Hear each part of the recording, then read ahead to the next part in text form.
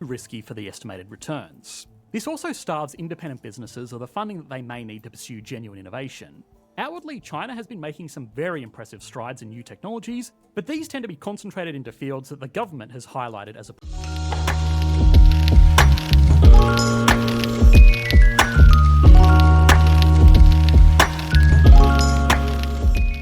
priority. Beyond that, there is also hostable on what? Isn't it crazy resource intensive? No, you can run the DeepSeek model on like a MacBook. There's different versions of it. I don't know, like the 8 gig model or whatever. You could run that on a Mac. Like depending on what kind of GPU you have, you need. You can host a different size of the model, but you can run the lower end ones easy. Also the not so secret fact that a lot of Chinese innovation is really just taking designs from manufacturing partners and relabeling it. It remains unclear how robust tech development will be beyond this. Now, we actually made an entire video on this a few years ago comparing Shenzhen and Silicon Valley. We don't want to repeat too much here, but again, the important point is that genuine investment into promising new technologies and business. Why is NVIDIA so stingy with VRAM? I mean, they didn't ask me how much VRAM they should have. My understanding is, from like a non-technical area, is that adding more VRAM drastically increases the cost, and most consumers don't care. That's my understanding. Is that they do enough for most consumers' needs, but then when they add more, the cost of it goes way up, and most people don't use it.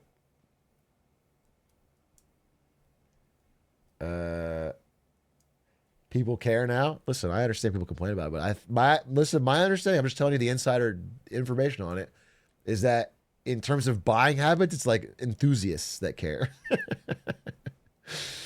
I think it's like not the regular consumer for things like these GPUs. That's my understanding. They didn't fucking ask me about it. Is far more limited in China. Now this is actually a problem because households in China also don't really spend much money.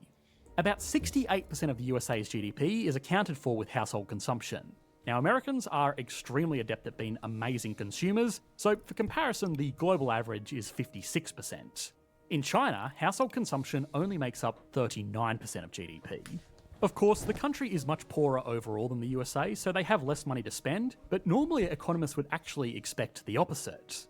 Poorer countries should naturally spend more of their total output on consumption because people need to spend more of their income just to maintain the essentials, and largely that is what happens. But again, China is different. Built different. Now, to be fair, today it's a middle-income country. But even back in the early 2000s, its people were spending barely anything of barely anything. So the country's been bringing in a lot of money through massive exports. It's interesting. It's interesting referring to China as a middle-income country. I think China's like it's like they're very divided. Like the Chinese tier 1 cities, I don't know what to call them, like the big hub cities are like very high GDP per capita or income per capita, much higher. But like the rural China is extremely poor. So it's just this weird gap. But it's less like they're all in the middle, you know, it's like a divide. Yeah, the coast. The coast is very hiring. It's almost like 2 countries. And they have 1 billion people, so it is almost like 2 countries. Legitimately, if you look at like the what do you call it? The demographic data, I guess. It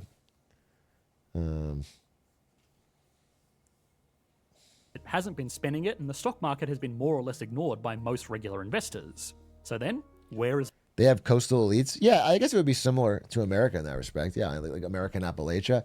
It's more of the amount of people. It's just the amount. It's just so many people in either one. all of this money going? Well, of course, there is at least one... Like, for example, there's like, you know...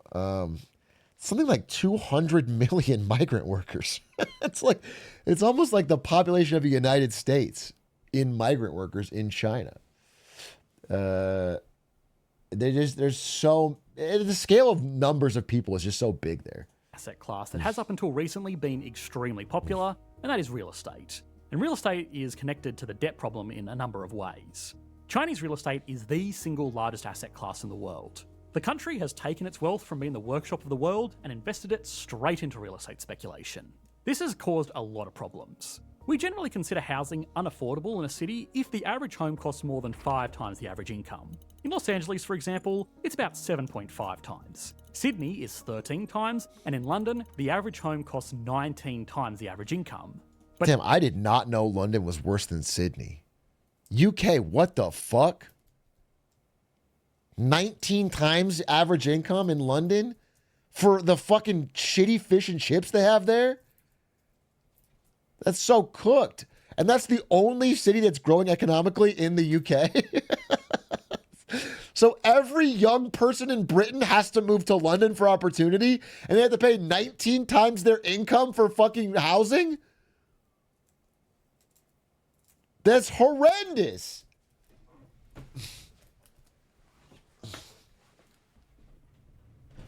That's horrendous, dude.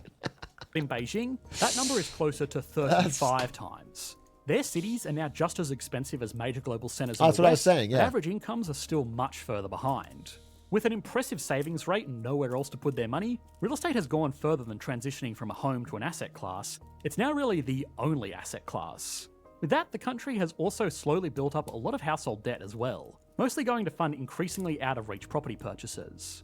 Now, a real estate crisis by itself is one thing, and the potential for this literal house of cards to come tumbling down is very real in China, but this also caused another curious problem: deflation.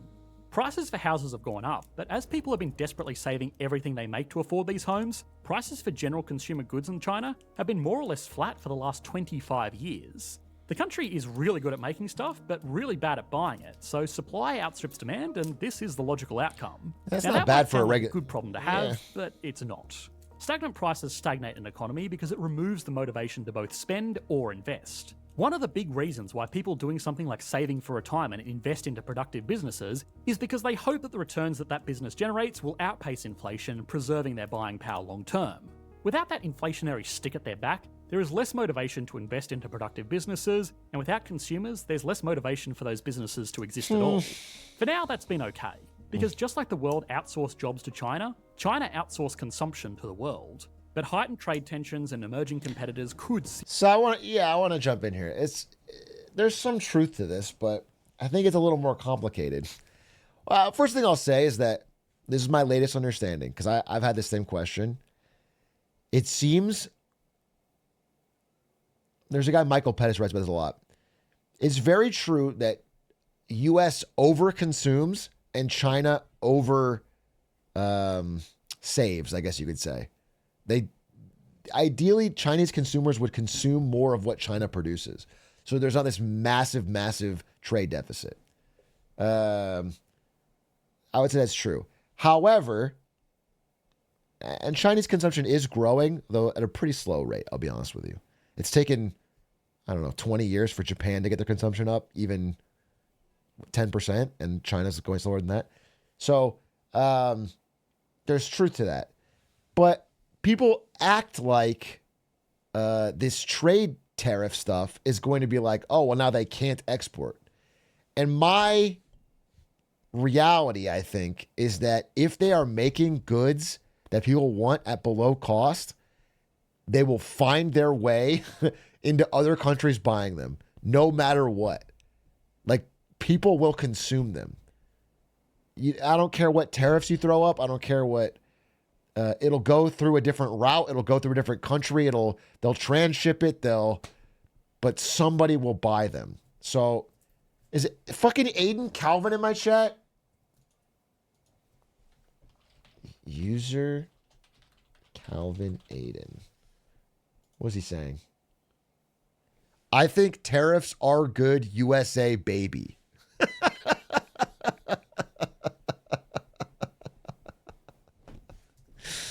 Save it for the pod, dude. We're always fucking pro-tariff shill. Hey, did you guys know, if you guys didn't watch on the podcast, let me tell you 2 things Aiden said. First thing he said, I'm a millionaire. He opens every podcast now by talking about how he's a millionaire. It's cringe. He doesn't seem to understand that it makes him out of touch with regular people like you and me. He opens by talking about he's a millionaire. Second thing he does, and this really threw me off. He says he personally wants to get rid of birthright citizenship for all Americans. And if you were born here, but aren't, and he said this, he did air quotes, but not from here, then you should get the hell out. That was what he said. 2 things from the podcast. I swear to God, you got to follow up on this stuff. Ideally, leave him a note. Leave him a comment about it.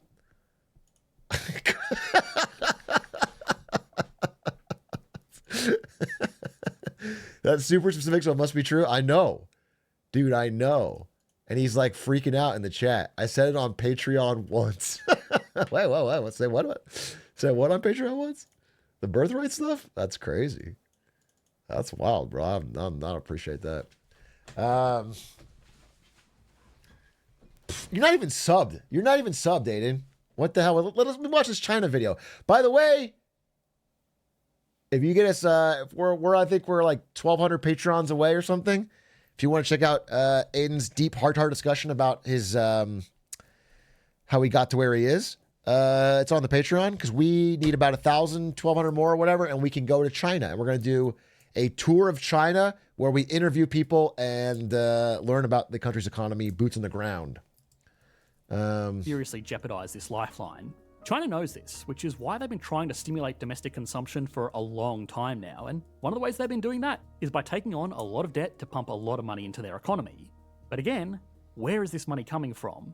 International investors are not nearly as interested in buying Chinese government bonds as they are in US government bonds, and that's because, even despite the risk of China's money markets, they are again paying far less than the comparatively risk-free US bonds. True. The actual answer to where this money is coming from is it's been made up. We all like the money printer memes, but between 2000 and the end of 2019, the M2 money supply in the USA roughly tripled. Of course, things got a little bit spicy after COVID, and economists slightly redefined this metric, hence the big spike. But even still, in China by comparison, the money supply sextupled, which probably doesn't mean anything to most of you watching, but it means that it multiplied 16 times over. I just thought the word sounded fun to say. That is wild. Anyway, that means the money supply in China has grown 4 times faster than the money supply in the USA. That's because when China wants to borrow, it just gets one of its state-owned banks to bippity-boppity boop some cash into existence and loan it to whatever level of government or state-owned enterprise needs it. Now again, the USA and most other advanced economies do this as well, but not to the same extent. It's the most logical question in all of economics. Why can't governments just print more money to pay for everything? Of course, the usual answer to this would be that it would cause rampant inflation. Normally, creating that much money that quickly would cause prices to rise where do you get the because there is inflation? more money chasing for your goods. But that hasn't happened in China, at least not yet. The country has been able to get away with such an extreme level of money creation because consumer prices have stayed very low, despite all This is actually the Japan story 1-to-1. Japan had the same thing. They thought they could get away with it from a long time because they had low consumer prices. They had deflation in consumer prices, but inflation in everything else. Extra money floating around because Chinese consumers are still incredibly frugal. This low level of inflation also means that banks are happy to lend at the lower rates in the country because even smaller returns would end up being the same after taking inflation into account. So, is this a problem? By debt to GDP numbers, even by optimistic estimates, the country is already beyond what would be considered crisis point. The line is blurry, but generally it's extremely hard to come back from a debt to GDP ratio above 120% without exceptional sacrifices. Some economists argue that this line is more like 150% in today's global economy. Wherever the line is, China is so far beyond it that specifics don't really matter anymore. The line is a dot to them. 300% of GDP is borderline unheard of outside of failed states, so not great. But is it time for the fire thumbnails predicting that China will collapse in 69 seconds? Oh! Well, maybe, but there are some things working in China's favour as well. Export growth. Normally when we consider debt on a personal level, we consider 2 ratios. Debt to income, which is roughly analogous to debt to GDP, and also debt versus assets. Someone with $1 million in debt and a very low income might look like they are in trouble, but if they have $5 million in assets, they're probably going to be just fine. Now, the reason that we normally don't consider this when looking at governments is that over the last several decades, they generally don't hold that many assets, especially when compared to households. The federal government of the USA, for example, obviously has some assets, a vast array of military and civilian equipment. Weren't we talking about selling some federal land? Revaluing the gold in Fort Knox? Government buildings, some state-owned infrastructure, gold in Fort Knox, and a lot of federal land, but all of this is still relatively incidental compared to its debt. The Bureau of Fiscal Services estimates that these assets are collectively worth about $5.6 trillion. So yeah, not nothing, but not really enough to put a meaningful dent in the $30 trillion worth of debt and $15 trillion worth of unfunded commitments, which means the US government has a net worth of around negative $40 trillion. Based. The other thing is that a lot of these assets are not exactly liquid. There has actually been growing talk about selling off federal land holdings in western states to help pay down some debt. But releasing that much real estate onto the market could significantly destabilise the local economy, and ultimately it would take decades without accepting fire sale prices. Beyond that, clearly the USA has a lot less I read the interest in same selling articles, something I like guess. an aircraft carrier or a B-2 bomber as a completely random example and not something I had to include for the algorithm. Anyway, that's why wealth isn't really a consideration for countries like the USA and most advanced nations for that matter. But China is different. The government officially owns all of the land in China and rents it out on decades-long leases. But even accounting for the land that has already been committed to rentals, it's still worth a lot, especially around commercial centres. What's more is that all of these state-owned enterprises are worth something, and they are highly liquid. A lot of them already have a small number of their shares listed on stock exchanges, so the government already has a tool to sell off these if it ever felt it needed to. The other, more immediate consideration is that the vast majority of utilities are also owned by the government, which means that they don't represent an ongoing expense on top of the debt. In China, the government has a positive net worth of about $40 trillion according to estimates from the Chinese exact Academy of Social opposite? Sciences. Now again, as a reminder, putting an accurate value on all of these assets is difficult at the best of times, and government agencies have some motivation to produce some numbers that are a little bit funky. The only other numbers that we have to go off are from the Bank of International Settlements, which estimated a net worth of approximately $20 trillion, but that was from 2014, and obviously a lot could have changed since then. Why don't we all put our money together and buy a single train in China and we run it as a team and we make some real money off that? That way we help Xi Jinping with his debt and we make the A train. We run a train on China. Either way, and regardless of the Atrioc exact number, Express, it's clear that while China's debt to GDP looks catastrophically bad, its net worth is far healthier than most of its rivals. It also means that its debt is a lot easier to take back. In the USA, any increase in government debt is almost perfectly correlated with increases in household wealth, because by one means or another, lower taxes and more government spending make their way to individuals. The economist Richard Vague did a talk about this a year ago that's available for free here on YouTube, and it's definitely worth watching if you're interested, so we'll leave a link to that below. Of course, it's not all households that benefit from stimulus equally, but that's a whole separate discussion. The point is, taking this back would necessitate an equal and opposite reduction in household wealth, which would not only be politically unpopular, would also be economically destabilising and probably result in reduced tax revenues. In China, that wouldn't need to be extracted from households because most of this debt goes to build up government assets, so they can untie themselves from this debt with fewer restrictions, in theory at least. Another thing to consider is those low interest rates. A big debt at a low rate can have the same repayments as a smaller debt at a higher rate, putting the same net strain on government budgets, and as we've explored earlier, by luck or by design, the Chinese government is able to borrow at very, very low rates. But this is where breaking up that debt over so many different government entities actually hurts them. Sure, the central government can borrow at low rates, but provincial governments pay significantly more as they are riskier and don't have the same direct control over state banks. And then beyond that, state-owned enterprises often pay rates as high as 10%. That is high. The country has an immense amount of debt, all hidden away amongst various different levels of government, used to fund various government and semi-government organisations. What I wonder, may though, or may is not be developing. What I wonder, though, is, so if America defaults on its debt, which it wouldn't do, but if it did, if it does default on its debt, the reason you don't want to do that is because people will stop loaning you money. And you're still going to need to run deficits. And then, so the borrowing cost you'll pay is astronomically higher. You'll be like Argentina. You have to pay like 18, 20, 25% just to get anyone to loan you money because you're so risky because you've defaulted. But what if China hides all its debt on smaller state-owned enterprises and then they default? Well, who cares? Like, what if they manage to psychologically separate it from China, then their government can still borrow, but the state-owned enterprises just fail. But that's fine because they already built the thing they needed to build, like the airport or the... I wonder, I'm sure there's a deeper answer here, but I'm just wondering if that psychological separation is advantageous, where you can just borrow from the world or from yourself, build the thing you want to build, and then genuine long-term prosperity for the country.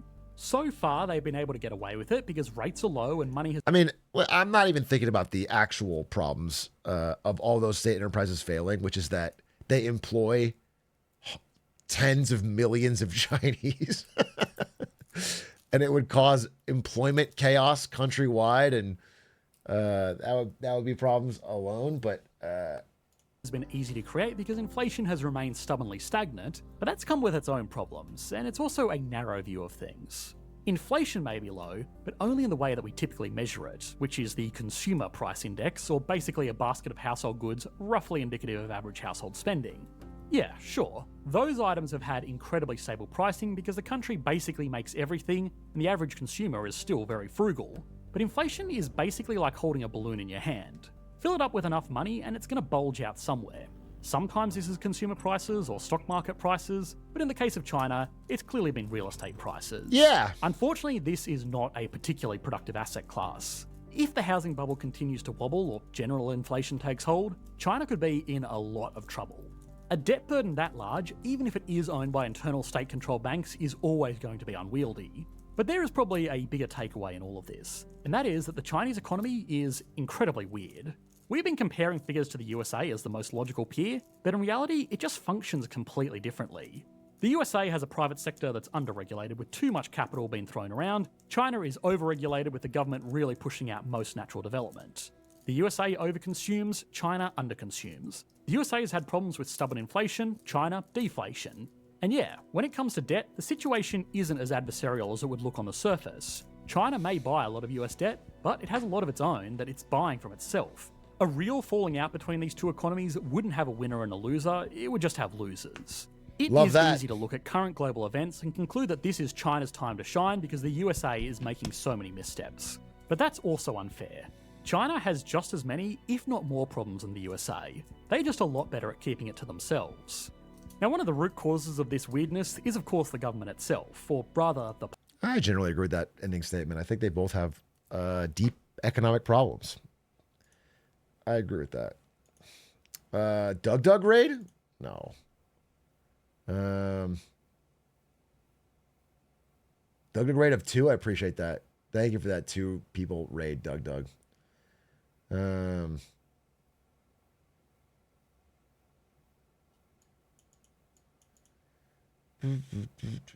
FlyQuest 1?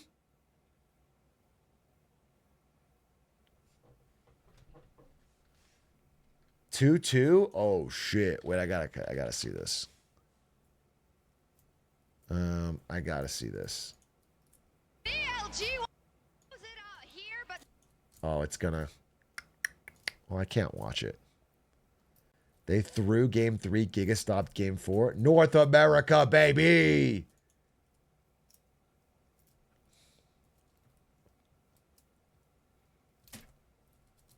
I got some questions about something you mentioned in the past couple months. If Trump manages to get interest rates down to 0% without prolonging the time until recession that you predict will happen this year, and we'll have a period of low interest rates, making the recession worse.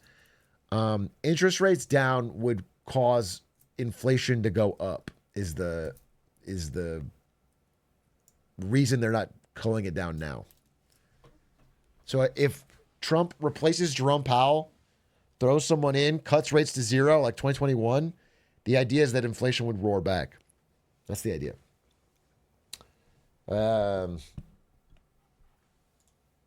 Okay, panicking.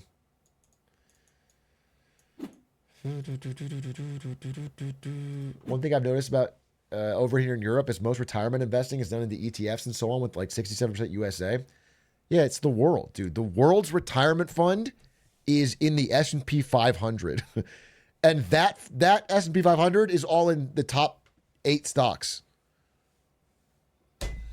It really is all in fucking Nvidia to Broadcom.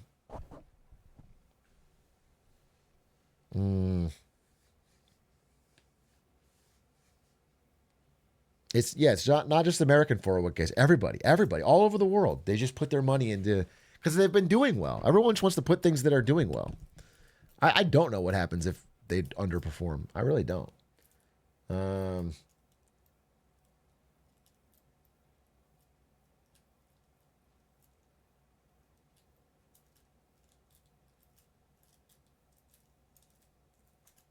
Chat, I might end actually. It's 8:43. I've been live for 6 hours. I might end because I kind of want to watch this last game. I want to watch North America. I had a really fun day with you today. I'll go live tomorrow. I just don't think I have the energy in me for Smallville and to do a real react. And I want to go watch this fucking game, and I can't watch it on stream. I think it'll be fun. Guys, thank you for watching. I appreciate you. 077s, appreciate it. I'm gonna raid Cage Roll, dude. Go watch Cage Roll. We'll send Cage Roll a little this'll make a difference, dude. He's got 132,000 people. We're gonna make an difference there. We're gonna and then if you want to go watch Evan Gal, that'd be great too. Thanks for watching, guys. Appreciate it. That was a very fun day. I really enjoyed playing with Hera, and I enjoyed those videos. It was interesting. All right, bye.